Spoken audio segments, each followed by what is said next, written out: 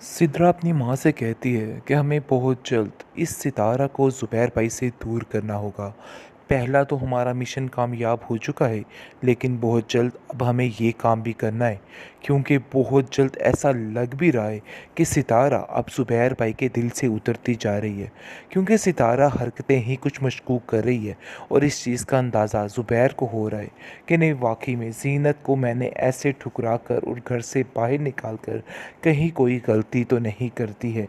लेकिन वो मज़ीद इन सब चीज़ों के बारे में सोचना नहीं चाहता, क्योंकि असलम उसका बेड़ा गर्क कर रहा है और बार बार ज़ीनत के ख़िलाफ़ कर रहा है। वो एक साइड पे इधर ज़ीनत के ख़िलाफ़ ज़ुबैर को कर रहा है, उधर ज़ीनत को ज़ुबैर के ख़िलाफ़ कर रहा है। यानी कि डबल पॉलिसी खेल रहा है। इसका तो ऐसा कोई बंदोबस्त होना चाहिए ना कि सड़कों में जूते इस बंदे को पड़ने चाहिए।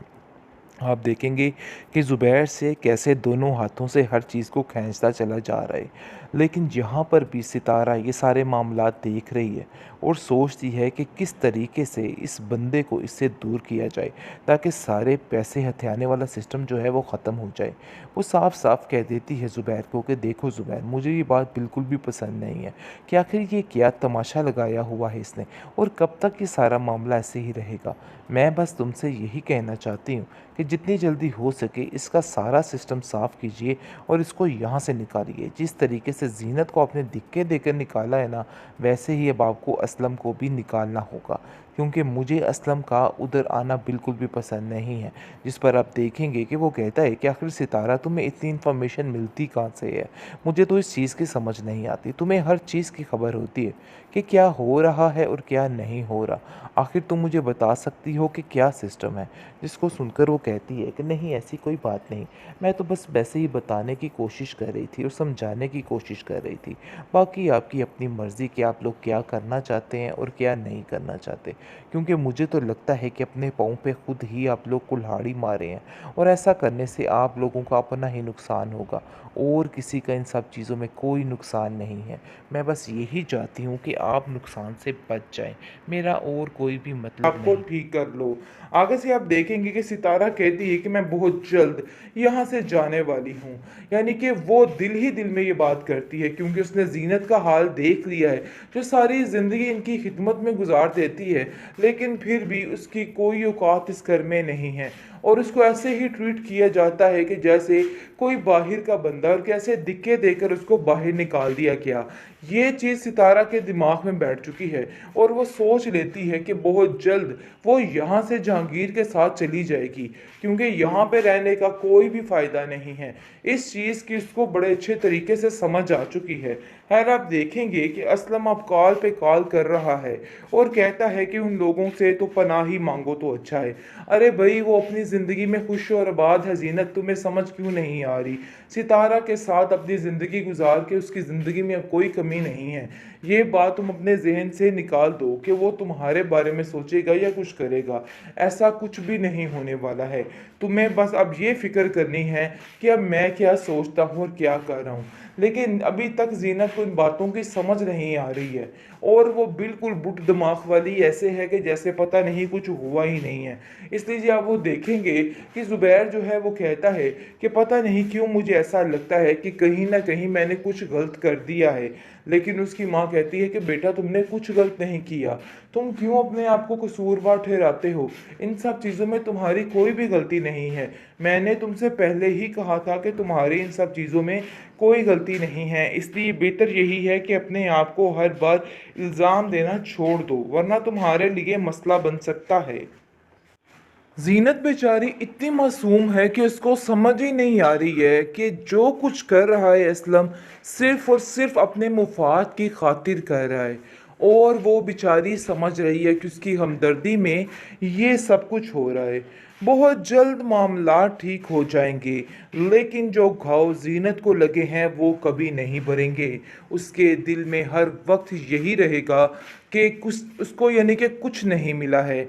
आप देखेंगे कि जिस तरीके से जहांगीर ने हर चीज़ को मैनेज करने की कोशिश की है और सब कुछ बर्बाद करने का पूरा पूरा ठेका उठा रखा है, इसमें कोई कसर वो नहीं छोड़ा, बल्कि असलम भी इन सब चीज़ों में बढ़ चढ़ कर साथ दे रहा है, बढ़ चढ़ कर हाथ दे रहा है। यानी कि सबके सामने तो वो जीनत के खिलाफ होता है, लेकिन पीछे जीनत की हमदर्दी में बोल मीठे बोलता रहता है। दूसरी तरफ आप देखेंगे कि ज़ुबैर जो है वो काफ़ी हैरान है कि आखिर सितारा इतनी चिड़चिड़ी कैसे हो गई है, क्योंकि वो भी तंग आ चुका है।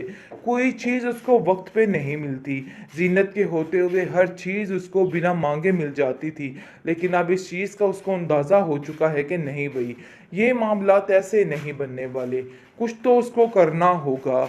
यानी कि बहुत ही कठिन रास्ते शुरू हो चुके हैं, उसको बिल्कुल भी समझ नहीं आ रही कि वो क्या करे। उसने सोच लिया है कि बस बहुत जल्द काम सारे तमाम कर देगा और हर चीज़ को ठीक कर देगा।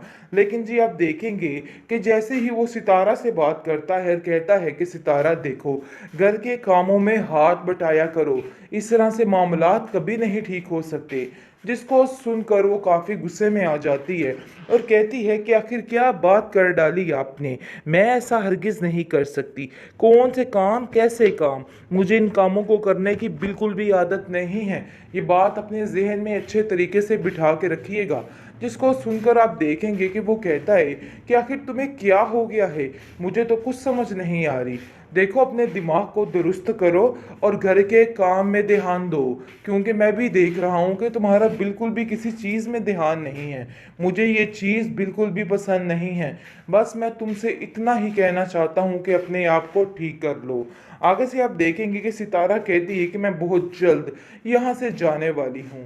यानी कि वो दिल ही दिल में ये बात करती है, क्योंकि उसने जीनत का हाल देख लिया है, जो सारी ज़िंदगी इनकी खिदमत में गुजार देती है, लेकिन फिर भी उसकी कोई औकात इस घर में नहीं है और उसको ऐसे ही ट्रीट किया जाता है कि जैसे कोई बाहर का बंदा, और कैसे दिक्के देकर उसको बाहर निकाल दिया गया।